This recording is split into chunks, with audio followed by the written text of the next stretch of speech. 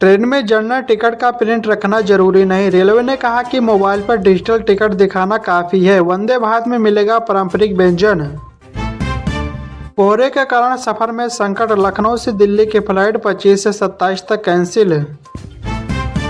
उत्तर प्रदेश में क्रिसमस और नव वर्ष के अवसर पर शराब की दुकानें अब रात 11 बजे तक खुली रहेगी। आबकारी विभाग ने इस संबंध में निर्देश जारी कर दिया है। यह फैसला त्योहारों के दौरान शराब की बिक्री को बढ़ावा देने और लोगों को सुविधा प्रदान करने के उद्देश्य से लिया गया है। बहराइच में 31.14 करोड़ रुपए की लागत से हाईवे का चौड़ीकरण किया जाएगा। इस परियोजना से शहर में यातायात सुगम होगा, क्योंकि वर्तमान में रोजाना हजारों वाहन इस मार्ग पर चलते हैं। चौड़ीकरण से राजमार्ग पर वाहनों की गति और सुरक्षा में सुधार होगा।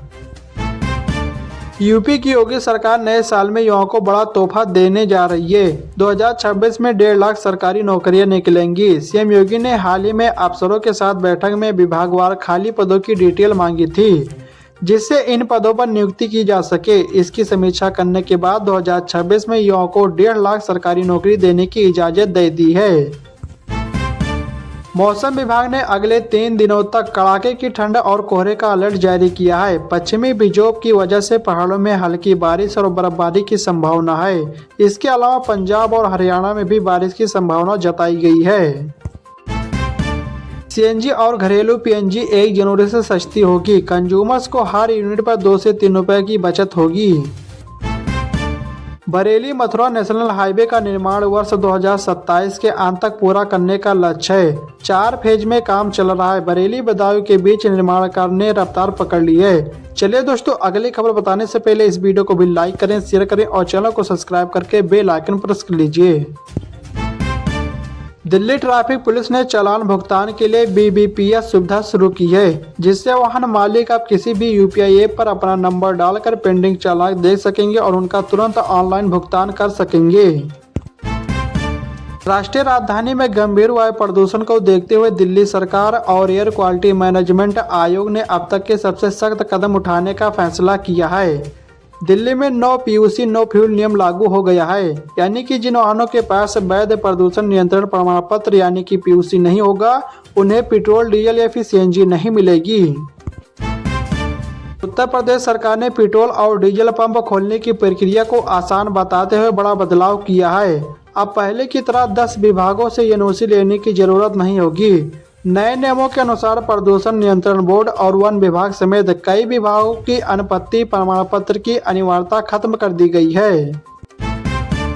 25 दिसंबर को पीएम मोदी राष्ट्रीय प्रेरणा स्थल का लोकार्पण करेंगे। इस मौके पर करीब 2000 वाहनों की आने की व्यवस्था करनी है। इनकी पार्किंग प्रशासन के लिए बड़ी चुनौती होने वाली है। पार्किंग बनाई जा रही है। नगर निगम के अफसरों की भी ड्यूटी लगाई गई है। दिल्ली ट्रैफिक पुलिस ने अपने विशेष अभियान ऑपरेशन चक्रव्यूह के तहत 24,000 से अधिक वाहनों का चालान किया और 144 वाहनों को जब्त किया। अभियान का उद्देश्य ट्रैफिक नियमों के उल्लंघन को रोकना और अनुशासित ड्राइविंग को बढ़ावा देना था। यूपी में कड़ाके की सर्दी के चलते बदायूं डीएम ने 1 से 8 तक के सभी स्कूलों का समय बदल दिया है। बदायूं में अब सुबह 10 बजे से 3 बजे तक कक्षाएं संचालित की जाएंगी। यह आदेश 1 से 8 तक के स्कूलों पर लागू होगा। सुप्रीम कोर्ट द्वारा पूर्व में जारी आदेश के क्रम में प्रदेश के पारदर्शी विद्यालय में तैनात बीएड योग्यताधारी शिक्षकों को 6 महीने का ब्रिज कोर्स कराने की प्रक्रिया शुरू कर दी गई है। इससे लगभग 33,000 शिक्षकों को बड़ी राहत मिलेगी।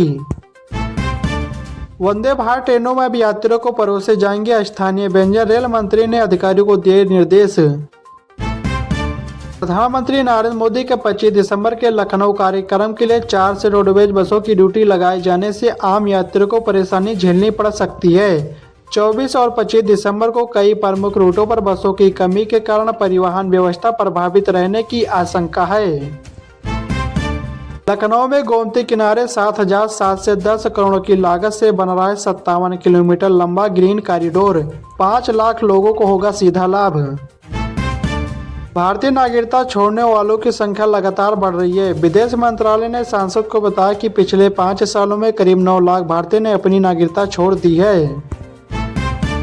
राम जन्मभूमि तीर्थ क्षेत्र ट्रस्ट ने बताया कि 31 दिसंबर को राम मंदिर की दूसरी वर्षगांठ प्रतिष्ठा 12 के रूप में मनाई जाएगी। इस अवसर पर मंदिर परिसर के 7 उप मंदिरों के शिखरों पर ध्वजा फहराने का कार्यक्रम होगा। रक्षा मंत्री राजनाथ सिंह और मुख्यमंत्री योगी आदित्यनाथ मुख्य अतिथि के रूप में शामिल हो सकते हैं। आगरा लखनऊ एक्सप्रेसवे की मरम्मत और रख रखाव के लिए सरकार ने 1.5 अरब रुपए की धनराशि स्वीकृत की है। यह धनराशि वर्तमान वित्तीय वर्ष में सड़क सुदृढ़ीकरण के लिए मंजूर की गई है। उत्तर प्रदेश के सीतापुर में सरकारी बारहदर्शीय स्कूलों में टीचरों के लिए भी ड्रेस कोड लागू कर दिया गया है। डीएम ने इस बारे में आदेश जारी किया है। कोई भी टीचर अब जींस और टी शर्ट में स्कूल नहीं आएगा। उत्तर प्रदेश में राशन कार्ड से जुड़े सभी काम अब ऑनलाइन किए जा सकेंगे। खाद्य एवं शरद विभाग ने यह सुविधा शुरू की है, जिससे लोग घर बैठे ही राशन कार्ड के लिए आवेदन कर सकेंगे और अन्य संबंधित कार्य कर सकेंगे। सरकार का लक्ष्य है कि आवेदनों का नियंत्रण 15 दिनों के भीतर किए जाए, जिससे नागरिकों को समय पर सेवाएं मिल सके। राम मंदिर के निर्माण के बाद अब नई मस्जिद का निर्माण होगा। इसको लेकर तैयारियां शुरू हो गई है। बाबरी मस्जिद के विध्वंस के 33 साल बाद धन्नीपुर गांव में नई मस्जिद परियोजना के लिए संभावित समय सीमा अप्रैल 2026 हो सकती है। आगरा लखनऊ एक्सप्रेसवे पर कोहरे के कारण वाहनों की गति 120 से घटकर 75 किलोमीटर प्रति घंटा कर दी गई है। यूपीडा ने हादसों को रोकने के लिए ड्रोन से निगरानी रखने का फैसला किया है। कोहरे में ज्यादातर हादसे रात 12 बजे से सुबह 8 बजे के बीच होते हैं। 4 पहिया वाहनों के लिए 75 किलोमीटर प्रति घंटा और भारी वाहनों के लिए 80 किलोमीटर प्रति घंटा गति सीमा तय की गई है। टाटा ने फुल चार्ज पर 502 किलोमीटर दौड़ने वाली ई कार को किया सस्ता। पूरे 1,80,000 का मिल रहा है डिस्काउंट। गोरखपुर और देवरिया के बीच राप्ती नदी पर 72 करोड़ रुपए की लागत से पुल का निर्माण शुरू हो गया है। 2 साल में बनने वाले इस पुल से 1.5 लाख लोगों को सुविधा मिलेगी और देवरिया की दूरी 15 किलोमीटर कम हो जाएगी। दिसंबर 2027 तक पुल का काम पूरा होने का लक्ष्य है। रेडमी 15C भारत में लॉन्च। कीमत है 12,499 रुपए से शुरू। बजट स्मार्टफोन में AI फीचर्स के साथ 50 मेगापिक्सल का कैमरा, पावरफुल 6000 mAh की बैटरी और 8 GB रैम मिलेगा। सिगरेट, पान मसाला जैसे प्रोडक्ट पर सरकार अब स्टार टैक्स लगाएगी। स्टार टैक्स से आने वाले पैसों को नेशनल सिक्योरिटी के लिए इस्तेमाल किया जाएगा। यह जानकारी लोकसभा में वित्त मंत्री निर्मला सीतारमण ने दी है। उत्तर और मध्य भारत के कई हिस्सों में तापमान अचानक से तेजी से गिरने की संभावना है। मौसम विभाग के मुताबिक उत्तर प्रदेश, बिहार, राजस्थान, हरियाणा, पंजाब, दिल्ली, NCR, महाराष्ट्र के उत्तरी पश्चिमी इलाके और मध्य प्रदेश के कुछ हिस्सों में ठंडी हवाओं के चलते शीतलहर की स्थिति बन सकती है। उत्तर प्रदेश सरकार ने राज्य कर्मचारियों को अपनी चल अचल संपत्ति का विवरण मानव संपदा पोर्टल पर 31 जनवरी तक दर्ज करने का निर्देश दिया है। आगरा में बीमा सखी योजना की शुरुआत हो चुकी है। इस योजना के तहत ग्रामीण महिलाओं को रोजगार मिलेगा। पहले बैच में 9 सखियों ने परीक्षा उत्तीर्ण की है। इन सभी को प्रशिक्षण दिया जाएगा।